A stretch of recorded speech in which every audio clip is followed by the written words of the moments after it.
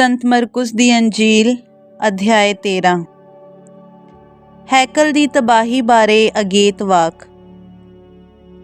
जदों यीशु हैकल विचों निकल रहा सी तां उसदे चेलियां विचों एक ने उसनूं कहा, गुरु जी वेखो किन्ने अनोखे पत्थर, किन्नियां अनोखियां इमारतां। यीशु ने उसनूं कहा, ਕੀ ਤੁਸੀਂ ਇਹ ਵੱਡੀਆਂ ਇਮਾਰਤਾਂ ਵੇਖਦੇ ਹੋ? ਇੱਥੇ ਪੱਥਰ ਤੇ ਪੱਥਰ ਨਹੀਂ ਰਹੇਗਾ ਜੋ ਢਾਇਆ ਨਾ ਜਾਵੇਗਾ। ਜਦੋਂ ਯੀਸ਼ੂ ਜੈਤੂਨ ਪਹਾੜ ਉੱਤੇ ਹੈਕਲ ਦੇ ਸਾਹਮਣੇ ਬੈਠਾ ਸੀ ਤਾਂ ਪਤਰਸ, ਯਾਕੂਬ, ਯਹੂਨਾ ਅਤੇ ਅੰਦਰਿਆਸ ਨੇ ਉਸਨੂੰ ਇਕੱਲਿਆਂ ਪੁੱਛਿਆ, ਸਾਨੂੰ ਦੱਸੋ ਇਹ ਸਭ ਕਦੋਂ ਹੋਵੇਗਾ ਅਤੇ ਇਹਨਾਂ ਸਭ ਗੱਲਾਂ ਦੇ ਪੂਰਾ ਹੋਣ ਦਾ ਕਿਹੜਾ ਨਿਸ਼ਾਨ ਹੋਵੇਗਾ? ਯੀਸ਼ੂ ਉਹਨਾਂ ਨੂੰ ਕਹਿਣ ਲੱਗਾ, ਸਾਵਧਾਨ ਰਹੋ ਕਿ ਕੋਈ ਤੁਹਾਨੂੰ ਗੁੰਮਰਾਹ ਨਾ ਕਰੇ। ਬਹੁਤ ਸਾਰੇ ਮੇਰੇ ਨਾਂ ਉੱਤੇ ਇਹ ਕਹਿੰਦੇ ਹੋਏ ਆਉਣਗੇ, ਮੈਂ ਉਹ ਹਾਂ, ਅਤੇ ਉਹ ਬਹੁਤ ਸਾਰਿਆਂ ਨੂੰ ਗੁੰਮਰਾਹ ਕਰਨਗੇ।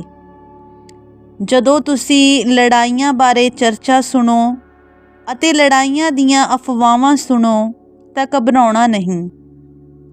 ਇਸ ਤਰ੍ਹਾਂ ਹੋਣਾ ਜ਼ਰੂਰੀ ਹੈ, ਪਰ ਅਜੇ ਅੰਤ ਨਹੀਂ ਹੈ, ਕਿਉਂਕਿ ਕੌਮ ਦੇ ਵਿਰੁੱਧ ਕੌਮ ਉੱਠ ਖੜੀ ਹੋਵੇਗੀ ਅਤੇ ਰਾਜ ਦੇ ਵਿਰੁੱਧ ਰਾਜ। ਕਈ ਥਾਵਾਂ ਉੱਤੇ ਭੁਚਾਲ ਆਉਣਗੇ ਅਤੇ ਅਕਾਲ ਪੈਣਗੇ, ਪਰ ਇਹ ਸਭ ਦੁੱਖਾਂ ਦਾ ਆਰੰਭ ਹੀ ਹੋਵੇਗਾ।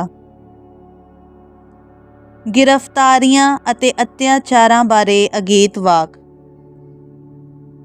ਪਰ ਤੁਸੀਂ ਆਪਣੇ ਬਾਰੇ ਸਾਵਧਾਨ ਰਹਿਣਾ, ਕਿਉਂਕਿ ਉਹ ਤੁਹਾਨੂੰ ਅਦਾਲਤਾਂ ਦੇ ਹਵਾਲੇ ਕਰ ਦੇਣਗੇ ਅਤੇ ਸਿਨਾਗੋਗਾਂ ਵਿੱਚ ਤੁਹਾਨੂੰ ਕੋਰੜੇ ਮਾਰਨਗੇ ਅਤੇ ਤੁਸੀਂ ਮੇਰੀ ਖਾਤਰ ਰਾਜਪਾਲਾਂ ਅਤੇ ਰਾਜਿਆਂ ਦੇ ਸਾਹਮਣੇ ਖੜੇ ਕੀਤੇ ਜਾਵੋਗੇ ਤਾਂ ਜੋ ਤੁਸੀਂ ਉਹਨਾਂ ਦੇ ਸਾਹਮਣੇ ਗਵਾਹੀ ਦੇ ਸਕੋ ਅਤੇ ਸਭ ਕੌਮਾਂ ਵਿੱਚ ਪਹਿਲੇ ਅੰਜੀਲ ਦਾ ਪ੍ਰਚਾਰ ਕੀਤਾ ਜਾਣਾ ਜ਼ਰੂਰੀ ਹੈ।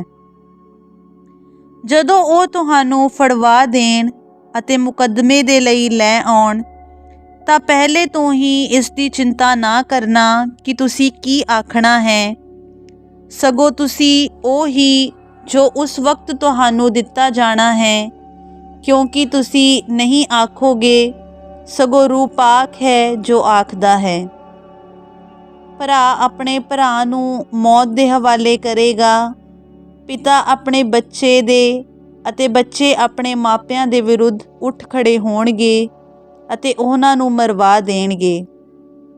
ਮੇਰੇ ਨਾਮ ਦੀ ਖਾਤਰ ਸਭ ਲੋਕ ਤੁਹਾਨੂੰ ਘਿਰਣਾ ਕਰਨਗੇ, ਪਰ ਜੋ ਅੰਤ ਤੱਕ ਜਰੀ ਜਾਂਦਾ ਹੈ ਉਹੀ ਮੁਕਤੀ ਪਾਏਗਾ। ਘਿਨਾਉਣੀ ਸ਼ੈ ਦਾ ਨਿਸ਼ਾਨ। ਪਰ ਜਦੋਂ ਤੁਸੀਂ ਪਵਿੱਤਰ ਅਸਥਾਨ ਦੀ ਮਰਿਆਦਾ ਭੰਗ ਕਰਨ ਵਾਲੀ ਘਿਨਾਉਣੀ ਸ਼ੈ ਉੱਥੇ ਥਾਪੀ ਵੇਖੋ ਜਿੱਥੇ ਉਸਨੂੰ ਹੋਣਾ ਨਹੀਂ ਸੀ ਚਾਹੀਦਾ, ਤਦ ਜੋ ਲੋਕ ਯਹੂਦੀਆ ਵਿੱਚ ਹਨ ਉਹ ਪਹਾੜਾਂ ਵੱਲ ਭੱਜ ਜਾਣ। ਉਹ ਜੋ ਛੱਤ ਉੱਤੇ ਹੋਵੇ ਆਪਣਾ ਸਾਮਾਨ ਕੱਢਣ ਲਈ ਥੱਲੇ ਨਾ ਉਤਰੇ, ਨਾ ਹੀ ਆਪਣੇ ਘਰ ਵਿੱਚ ਵੜੇ। ਜੋ ਖੇਤ ਵਿੱਚ ਹੋਵੇ ਉਹ ਆਪਣੀ ਚਾਦਰ ਲੈਣ ਲਈ ਵਾਪਸ ਨਾ ਜਾਵੇ। ਉਹਨਾਂ ਲਈ ਅਫਸੋਸ ਜੋ 19 ਦਿਨੀ ਗਰਭਵਤੀ ਹੋਣ ਅਤੇ ਜਿਹੜੀਆਂ ਬੱਚਿਆਂ ਨੂੰ ਦੁੱਧ ਚੁੰਘਾਉਂਦੀਆਂ ਹੋਣ। ਪ੍ਰਾਰਥਨਾ ਕਰੋ ਕਿ ਇਹ ਸਭ ਸਿਆਲ ਦੀ ਰੁੱਤ ਵਿੱਚ ਨਾ ਵਾਪਰੇ, ਕਿਉਂਕਿ ਉਹਨਾਂ ਦਿਨਾਂ ਵਿੱਚ ਅਜਿਹੇ ਦੁੱਖ ਮੁਸੀਬਤ ਪੈਣਗੇ ਜਿਸ ਤਰ੍ਹਾਂ ਦੇ ਕਿ ਸ੍ਰਿਸ਼ਟੀ ਦੇ ਜੋ ਖੁਦਾ ਨੇ ਸਿਰਜੀ ਹੈ ਆਰੰਭ ਤੋਂ ਲੈ ਕੇ ਹੁਣ ਤੱਕ ਕਦੀ ਨਹੀਂ ਹੋਏ ਅਤੇ ਨਾ ਕਦੀ ਅਗਾਂਹ ਹੋਣਗੇ। ਜੇਕਰ ਪ੍ਰਭੂ ਉਹਨਾਂ ਦਿਨਾਂ ਨੂੰ ਨਾ ਘਟਾਉਂਦਾ ਤਾਂ ਕੋਈ ਮਨੁੱਖ ਨਾ ਬਚਦਾ, ਪਰ ਚੁਣੇ ਹੋਇਆਂ ਦੀ ਖਾਤਰ ਜੋ ਪਹਿਲਾਂ ਤੋਂ ਹੀ ਚੁਣੇ ਹੋਏ ਹਨ ਉਸਨੇ ਉਹਨਾਂ ਦਿਨਾਂ ਨੂੰ ਘਟਾ ਦਿੱਤਾ ਹੈ। ਉਸ ਸਮੇਂ ਜੇਕਰ ਕੋਈ ਤੁਹਾਨੂੰ ਕਹੇ, ਵੇਖੋ ਮਸੀਹ ਇੱਥੇ ਹੈ ਜਾਂ ਵੇਖੋ ਉਹ ਉੱਥੇ ਹੈ, ਤਾਂ ਉਸ ਦਾ ਯਕੀਨ ਨਾ ਕਰਨਾ। ਝੂਠੇ ਮਸੀਹ ਅਤੇ ਝੂਠੇ ਨਬੀ ਉੱਠ ਖੜੇ ਹੋਣਗੇ ਅਤੇ ਗੁੰਮਰਾਹ ਕਰਨ ਲਈ ਨਿਸ਼ਾਨ ਅਤੇ ਚਮਤਕਾਰ ਵਿਖਾਉਣਗੇ। ਭਈ ਹੋ ਸਕੇ ਤਾਂ ਉਹ ਚੁਣੇ ਹੋਏ ਲੋਕਾਂ ਨੂੰ ਵੀ ਗੁੰਮਰਾਹ ਕਰਨ। ਪਰ ਸਾਵਧਾਨ ਰਹਿਣਾ, ਮੈਂ ਸਾਰੀਆਂ ਗੱਲਾਂ ਤੁਹਾਨੂੰ ਪਹਿਲਾਂ ਹੀ ਦੱਸ ਦਿੱਤੀਆਂ ਹਨ। ਮਨੁੱਖ ਦੇ ਪੁੱਤਰ ਦੀ ਆਮਦ।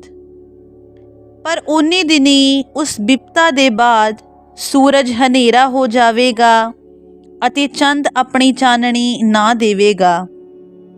ਤਾਰੇ ਆਕਾਸ਼ੋਂ ਤੋਂ ਡਿੱਗ ਪੈਣਗੇ ਅਤੇ ਆਕਾਸ਼ ਦੀਆਂ ਸ਼ਕਤੀਆਂ ਹਿਲਾਈਆਂ ਜਾਣਗੀਆਂ। ਫਿਰ ਲੋਕ ਮਨੁੱਖ ਦੇ ਪੁੱਤਰ ਨੂੰ ਬੜੀ ਸ਼ਕਤੀ ਨਾਲ ਅਤੇ ਸ਼ਾਨ ਨਾਲ ਬੱਦਲਾਂ ਉੱਤੇ ਆਉਂਦਾ ਵੇਖਣਗੇ। ਤਦ ਉਹ ਸਵਰਗ ਦੇ ਫਰਿਸ਼ਤਿਆਂ ਨੂੰ ਘੱਲੇਗਾ ਅਤੇ ਚਾਰੇ ਪਾਸਿਓਂ ਧਰਤੀ ਦੀਆਂ ਹੱਦਾਂ ਤੋਂ ਸਵਰਗ ਦੀਆਂ ਹੱਦਾਂ ਤੀਕ ਆਪਣੇ ਚੁਣੇ ਹੋਇਆਂ ਨੂੰ ਇਕੱਠਾ ਕਰੇਗਾ। ਅੰਜੀਰ ਦੇ ਰੁੱਖ ਤੋਂ ਸਿੱਖਿਆ। ਅੰਜੀਰ ਦੇ ਰੁੱਖ ਤੋਂ ਇਸ ਦਾ ਸਬਕ ਸਿੱਖੋ। ਜਿਵੇਂ ਹੀ ਉਸ ਦੀ ਟਹਿਣੀ ਨਰਮ ਹੋ ਜਾਂਦੀ ਹੈ ਅਤੇ ਉਸ ਉੱਤੇ ਪੱਤੇ ਲੱਗਣੇ ਸ਼ੁਰੂ ਹੋ ਜਾਂਦੇ ਹਨ ਤਾਂ ਤੁਸੀਂ ਜਾਣ ਜਾਂਦੇ ਹੋ ਕਿ ਗਰਮੀ ਨੇੜੇ ਹੈ। ਇਸੇ ਤਰ੍ਹਾਂ ਹੀ ਜਦੋਂ ਤੁਸੀਂ ਇਹ ਸਭ ਕੁਝ ਹੁੰਦਿਆਂ ਵੇਖੋ ਤਾਂ ਜਾਣ ਜਾਓ ਕਿ ਉਹ ਨੇੜੇ ਹੈ, ਯਾਨੀ ਬੂਹੇ ਉੱਤੇ ਹੈ। ਮੈਂ ਤੁਹਾਨੂੰ ਸੱਚ ਕਹਿੰਦਾ ਹਾਂ, ਇਹ ਸਾਰੀਆਂ ਗੱਲਾਂ ਵਾਪਰਨ ਤੋਂ ਪਹਿਲਾਂ ਇਹ ਪੀੜ੍ਹੀ ਖਤਮ ਨਹੀਂ ਹੋਵੇਗੀ। ਆਕਾਸ਼ ਅਤੇ ਧਰਤੀ ਟਲ ਜਾਣਗੇ ਪਰ ਮੇਰੇ ਵਚਨ ਨਹੀਂ ਟਲਣਗੇ। ਜਾਗਦੇ ਹੋਏ ਪਹਿਰਾ ਦੇਣ ਦੀ ਲੋੜ। ਪਰ ਉਸ ਦਿਨ ਜਾਂ ਉਸ ਘੜੀ ਬਾਰੇ ਕੋਈ ਨਹੀਂ ਜਾਣਦਾ, ਨਾ ਹੀ ਸਵਰਗ ਦੇ ਫਰਿਸ਼ਤੇ ਅਤੇ ਨਾ ਹੀ ਬੇਟਾ, ਪਰ ਸਿਰਫ ਬਾਪ ਹੀ। ਧਿਆਨ ਦਿਓ, ਜਾਗਦੇ ਅਤੇ ਪ੍ਰਾਰਥਨਾ ਕਰਦੇ ਰਹੋ, ਕਿਉਂਕਿ ਤੁਸੀਂ ਨਹੀਂ ਜਾਣਦੇ ਕਿ ਉਹ ਸਮਾਂ ਕਦੋਂ ਆਵੇਗਾ। ਇਹ ਤਾਂ ਇਸ ਤਰ੍ਹਾਂ ਹੈ ਜਿਵੇਂ ਕੋਈ ਆਦਮੀ ਸਫ਼ਰ 'ਤੇ ਜਾਣ ਲੱਗਾ ਆਪਣੇ ਨੌਕਰਾਂ ਵਿੱਚੋਂ ਹਰ ਇੱਕ ਨੂੰ ਉਸ ਦਾ ਕੰਮ ਦੇ ਕੇ ਉਹਨਾਂ ਨੂੰ ਸਾਰੀ ਜ਼ਿੰਮੇਵਾਰੀ ਸੌਂਪ ਦਿੰਦਾ ਹੈ ਅਤੇ ਦਰਬਾਰ ਨੂੰ ਹੁਕਮ ਦਿੰਦਾ ਹੈ ਭਈ ਚੌਕਸ ਰਹੇ। ਇਸ ਲਈ ਜਾਗਦੇ ਰਹੋ, ਕਿਉਂਕਿ ਤੁਸੀਂ ਨਹੀਂ ਜਾਣਦੇ ਕਿ ਘਰ ਦਾ ਮਾਲਕ ਕਦ ਆ ਜਾਵੇਗਾ, ਸ਼ਾਮ ਨੂੰ ਜਾਂ ਅੱਧੀ ਰਾਤ ਨੂੰ, ਕੁੱਕੜ ਦੀ ਬਾਂਗ ਜਾਂ ਸਵੇਰ ਨੂੰ। ਕਿਤੇ ਇਹ ਨਾ ਹੋਵੇ ਕਿ ਉਹ ਅਚਾਨਕ ਆ ਜਾਵੇ ਅਤੇ ਤੁਹਾਨੂੰ ਸੁੱਤੇ ਪਿਆਂ ਵੇਖੇ। ਜੋ ਮੈਂ ਤੁਹਾਨੂੰ ਕਹਿੰਦਾ ਹਾਂ ਉਹ ਮੈਂ ਸਾਰਿਆਂ ਨੂੰ ਕਹਿੰਦਾ ਹਾਂ, ਜਾਗਦੇ ਰਹੋ।